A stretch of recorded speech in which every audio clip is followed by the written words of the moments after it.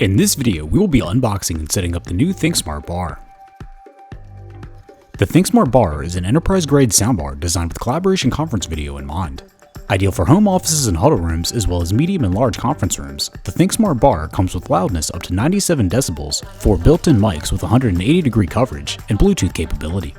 In the box, you will find a ThinkSmart Bar, USB cable, power adapter, stick-on pads, wall and TV mount bracket components. To assemble the device, first place the pads on the bottom of the device.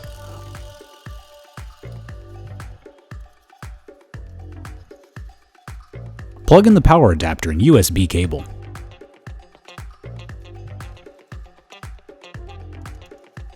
The device comes with an analog audio output jack. You can also assemble the bracket to mount to a wall or TV. The device can be connected to a Windows 10 based PC or ThinkSmart compute device.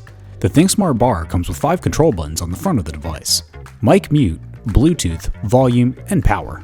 If your ThinkSmart Bar is connected to a ThinkSmart compute device, it will show up under the device in the peripheral list in ThinkSmart Manager. If you want to learn more about the ThinkSmart Bar, go to smartsupport.lenovo.com.